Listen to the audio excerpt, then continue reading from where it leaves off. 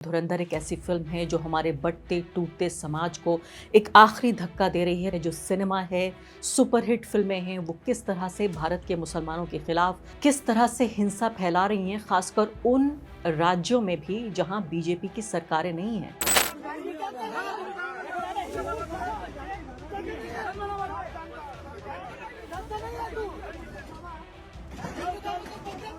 किस तरह से आपस में भारतीयों को लड़ाया जा रहा है। इसलिए कुछ लोग मुझसे पूछने लगे कि क्या रे मेरे डिब्बे में चिकन पैटीज हैं। जब उन्होंने हाँ कहा तो उसे मारना शुरू कर दिया। मेरे करीब 3,000 रुपए के सामान को नुकसान पहुंचाया गया और वो मेरे हफ्ते भर की कमाई थी। एक ताकतवर विधायक, देश की सबसे बड़ी पार्टी, उसका विधायक किस तरह से गरीब आदमी को मारने वाले लोगों को उनकी जमानत करा के अपने आप को शेर समझ रहा है। मुसलमानों पे कम से कम जुल्म होता है तो हेडलाइन तो हम देख लेते हैं, कुछ अखबार तो कम से कम छाप देते हैं, लेकिन जब दलितों पे जुल्म होता है तो इस तरह से एक पूरा घूंट पी जाती है पूरी मीडिया कि उसको रेखांकित भी नहीं किया जाता। नमस्कार, द वायर में आपका स्वागत है। मैं हूं आरफा खानम शेरवानी। आप जानते हैं नई फिल्म धुरंधर को लेकर काफ़ी बहस हो रही है और जब मैंने इस बात को कहा कि धुरंधर एक ऐसी फिल्म है जो हमारे बढ़ते टूटते समाज को एक आखिरी धक्का दे रही है तो कई लोगों ने काफ़ी आलोचना की और ये कहा कि ये पाकिस्तान पर आधारित फिल्म है, ये एंटी पाकिस्तान है, भारत के मुसलमानों का इससे कोई लेना देना नहीं है। लेकिन मैं अपनी बात पर पूरी तरीके से अडिग हूँ और यहाँ आपको मैं उदाहरण देना चाहती हूँ, एग्जाम्पल देना चाहती हूँ कि कैसे इस तरह का जो पॉपुलर कल्चर है, जो सिनेमा है, सुपरहिट फिल्में हैं, वो किस तरह से भारत के मुसलमानों के खिलाफ लगातार न सिर्फ के अंदर बल्कि घर के बाहर सड़कों पर किस तरह से हिंसा फैला रही हैं, खासकर उन राज्यों में भी जहां बीजेपी की सरकारें नहीं हैं, जहां उन राज्यों में जहां पर गैर बीजेपी सरकारें हैं, वहां पर भी इस हिंसा को फैलाने की इस तरह से कोशिश हो रही है। पश्चिम बंगाल का आपको उदाहरण देना चाहती हूँ। पश्चिम बंगाल में अभी की बात है कि जब ये व्यक्ति, ये सामने आप ये देख रहे हैं यहाँ पर, ये कार्यक्रम हो रहा था कोलकाता में, यानी राजधानी में, छोटे मोटे जिले कस्बे या किसी गांव की बात नहीं है। ये लक्ष्य कौंठो गीता पाठ कार्यक्रम हो रहा था जिसमें चिकन पैटीज बेचने वाले, आप सोचिए, सबसे गरीब आदमी, भारत का वो अंतिम व्यक्ति जिसे महात्मा गांधी अंतिम व्यक्ति कहते थे, जो व्यक्ति पहले से ही भारत में भारत के संविधान के और लोकतंत्र के मुहाने पर खड़ा हुआ है। ये व्यक्ति, ये गरीब व्यक्ति जिसको वैसे ही भारत में, भारत के इस लोकतंत्र में, समाज में इतनी ये अजीम महान जो सभ्यता है उसमें वैसे ही कुछ नहीं मिला, आज इस गरीब आदमी को, चूंकि उसकी पहचान में एक और वल्नरेबिलिटी शामिल है, एक और खतरा शामिल है, एक और कमजोरी शामिल है, आप देखिए कि सड़कों पर किस तरह से भारतीय नागरिक की जो गरिमा है, डिग्निटी है, उसे तार तार किया जा रहा है। आपस में भारतीयों को लड़ाया जा रहा है। इस आपको वीडियो सामने अपनी स्क्रीन पर यहाँ पर देखिए आप कि व्यक्ति, यहाँ पर ये गीता पाठ कार्यक्रम चल रहा था, दो चिकन पैटीज बेचने वाले लोग थे ठेले पर हमला करने के आरोप में और ये बेच रहे थे और तभी ये हुआ। ये रियाजुल नाम का व्यक्ति है, इसने वायर ने रिपोर्ट किया है। वो बताया कि कुछ लोग मुझसे पूछने लगे कि क्या रे मेरे डिब्बे में चिकन पैटीज हैं। तो इसने, रियाजुल ने कहा कि हाँ। जब उन्होंने हाँ कहा तो उसे मारना शुरू कर दिया। मेरा नाम पूछा गया और नाम सुनने के बाद मारपीट की जो तीव्रता थी, जो इंटेंसिटी थी, वो और ज़्यादा बढ़ गई। उन्होंने मुझे कान पकड़कर उठक बैठक तक लगवाई। मेरे करीब 3,000 रुपए के सामान को नुकसान पहुंचाया गया और आखिरी शब्द सुनिए, आखिरी लाइन सुनिए। रियाजुल ने कहा कि वो मेरे हफ्ते भर की कमाई थी। 3,000 रुपए।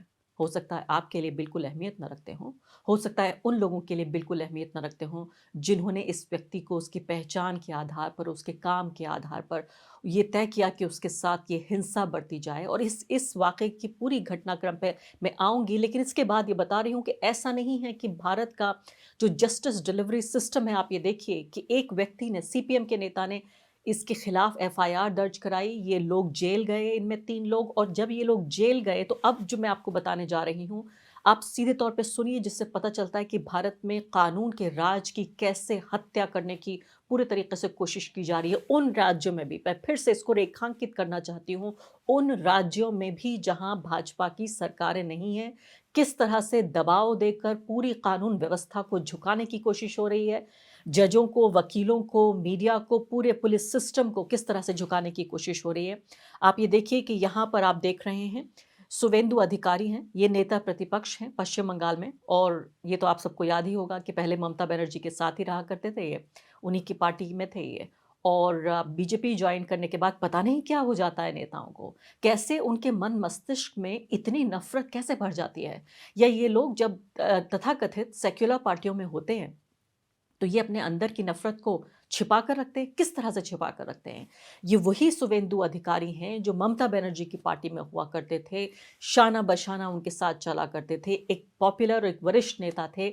भाजपा में आने के बाद इनके तेवर देखिए आप, इन्होंने इन तीनों व्यक्तियों को न सिर्फ कि कह रहे हैं कि मैंने जमानत कराई इनकी, 1,000 रुपए के बॉन्ड भी भरा इन्होंने, और साथ ही उन्होंने बताया इनको बाकायदा सम्मानित किया, और सम्मानित करते हुए देखा जाना चाहते थे, इसलिए बाकायदा उन्होंने ट्वीट किया। ये तस्वीरें देखिए, शर्मनाक ये तस्वीरें कि जिन लोगों ने, एक गरीब मुसलमान और एक गरीब दलित भी था इसमें।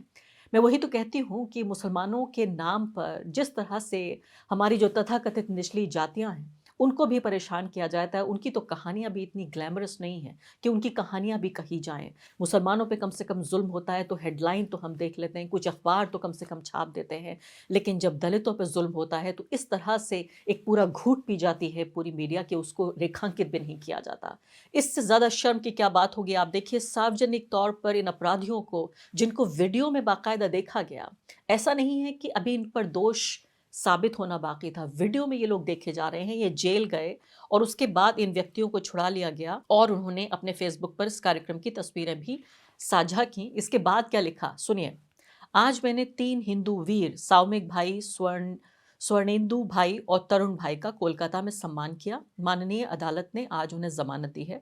उन्होंने मुख्यमंत्री ममता बनर्जी पर भी टिप्पणी की और कहा, ममता बनर्जी को बताना चाहता हूं कि आप अपने वफादार पुलिस कर्मियों के जरिए सनातनियों को दबा नहीं सकती।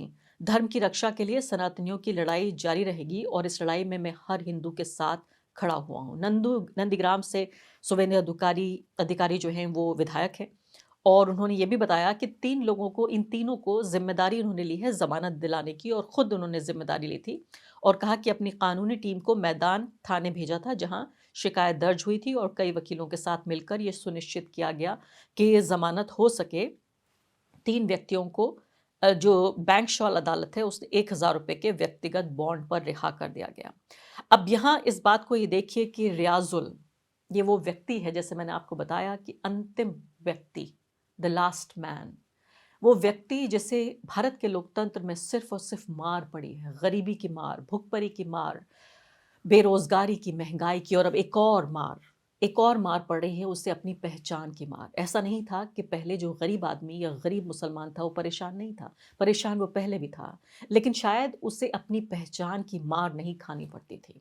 आज वो व्यक्ति गरीब भी है, और अगर मुसलमान भी है, गरीब भी है और अगर दलित भी है, तो वो किस तरह से, कितना वल्नरेबल है, वो कितना कमज़ोर है, ये इस हादसे से आपको पता चलता है, इस घटनाक्रम से आपको पता चलता है कि कैसे एक ताकतवर विधायक, देश की सबसे बड़ी पार्टी, उसका विधायक किस तरह से गरीब आदमी को, मारने वाले लोगों को उनकी जमानत करा के अपने आप को शेर समझ रहा है। अब आप ये देखिए कि रियाजुल जो सेंट्रल कोलकाता की एक बेकरी से थोक में पैटी लाते हैं, वायर की रिपोर्ट है, रिपोर्टर ने बड़ी अच्छी रिपोर्ट फाइल की है, बड़ी प्रभावित में हुई। और डिटेल्स में अक्सर ये होता है कि हेडलाइन के नीचे जब आप डिटेल्स पढ़ते हैं तब आपको पता चलता है कि उस स्टोरी की जो गहनता है, उस स्टोरी की जो गंभीरता है वो कितनी है। और दिन भर शहर के अलग अलग हिस्सों में घूमकर वो बेचते हैं, एक थोक बेकरी से खरीदते हैं, और मैदान में फुटबॉल मैच हो या बड़ी राजनीतिक रैली, जैसे कि गीता पाठ हो रहा था, इस मासूम व्यक्ति ने सोचा गीता पाठ हो रहा है, बहुत सारे लोग वहाँ जमा होंगे, तो मेरी भी कुछ दुकानदारी हो जाएगी, मेरी बिक्री हो जाएगी, और घर में अपने बच्चों को कुछ पैसे ज़्यादा लेकर चला जाऊँगा, मेरा मेरा परिवार खुश हो जाएगा। वो 500 से 1,000 रुपये तक कमा लेते हैं अगर बड़ी रैली होती है। साधारण दिन में उनकी कमाई 200 से 300 रुपये होती है। एक पैटी बेचते हैं वो 30 से 35 रुपये में, और वो खिद्रपुर में रहते हैं, ये भी उन्होंने बताया। इसके अलावा उनके परिवार में 4 लोग हैं, पत्नी है, 2 बेटे हैं और वो खुद हैं, और उन चारों की जिम्मेदारी वो उन्होंने ली है। उन्होंने वायर से बातचीत करते में जो बताया वो दिल तोड़ देने वाली बात है कि गरीब आदमी, ये गरीब मुसलमान क्या कह रहा है, गरीब बंगाली मुसलमान क्या कह रहा है। वो कह रहा है कि मुझे डर लग रहा है, मैं बहुत डर गया हूँ, मेरे हमलावरों को ज़मानत मिल गई है, मेरे हमलावर अब जेल से बाहर हैं, जिन लोगों ने इससे पहले मुझे मारा वो वापस आके मुझे मार सकते हैं, क्योंकि आप जानते हैं कि इस वीडियो के बाद अब रियाजुल मशहूर भी हो गया, उसका चेहरा पहचाना जाने लगा। पहले तो वो एक ऐसा व्यक्ति था जिसको सिर्फ उसके नाम की वजह से मारा गया, अब हो सकता है उसको परेशानी अपने चेहरे की वजह से भी हो जाए। उन्होंने मेरे खिलाफ केस भी कर दिया है। मैं बहुत गरीब हूँ, मैं उनसे कैसे लड़ूं? घटना के अगले ही दिन अपने गांव आराम बाग हुगली लौट गए और तब से घर से बाहर नहीं निकले हैं। घर से बाहर नहीं निकलना था उन मुजरिमों को जिन्होंने रियाजुल की पिटाई की, लेकिन घर से बाहर कौन नहीं निकल रहा है? रियाजुल नहीं निकल रहा है। ये इस तरह से मैं कह रही हूँ, तमाम तरह का ये जो हिंदुत्व नेटवर्क है, ये पॉलिटिशियंस से लेकर, किस तरह से मीडिया से लेकर, और तथाकथित ये जो पॉपुलर लोकप्रिय फिल्में बन रही हैं, जो कहा जा रहा है कि एक तरह का कल्चरल रिप्रेजेंटेशन है, एक सांस्कृतिक नुमाइंदगी की जा रही है। इसमें भारत से क्या लेना देना? ये तो पाकिस्तान के ऊपर फिल्म बन रही है। इस तरह से सड़क पर जब आप मुस्लिम विरोधी फिल्म बनाते हैं, हर तरह के जो मुस्लिम सिंबल्स हैं उनको जब आप टारगेट करते हैं, तो आम जनता पर इस तरह का असर होता है। मैं यहाँ पर एक फिल्म पे सब कुछ मढ़ने की कोशिश नहीं कर रही हूँ, मैं आपको ये बता रही हूँ कि रेशा रेशा करके, जर्रा जर्रा करके इस तरह का असर होता है, समाज में जहर इस तरह से फैलता है। अब रियाजुल का दावा यह है कि प्रशासन की तरफ से अभी तक किसी ने उनसे संपर्क भी नहीं किया है, और वो ये कह रहे हैं कि मुझे और भी काम करना नहीं आता, कुछ भी इसके अलावा। इस उम्र में मैं क्या करूं? मुझे अपने परिवार के लिए पैसे तो कमाने हैं। और मैंने आपको बताया था कि रियाजुल के अलावा ये जो समूह था, ये जो हिंदुत्ववादी लोगों का, उनमें श्याम मॉन्डल नाम का व्यक्ति भी था, दलित रेहड़ी वाला, उसके ऊपर भी हमला किया गया। तो श्याम मॉन्डल और इसके अलावा रियाजुल, दोनों बंगाली, लेकिन दोनों की पहचान एक दलित और एक मुसलमान। उन दोनों को सज़ा दी गई कि वो क्यों अपना काम कर रहे थे, अपने परिवार का पेट क्यों पालने की कोशिश कर रहे थे, क्यों ईमानदारी से, मेहनत से पैसा कमाने की कोशिश कर रहे थे।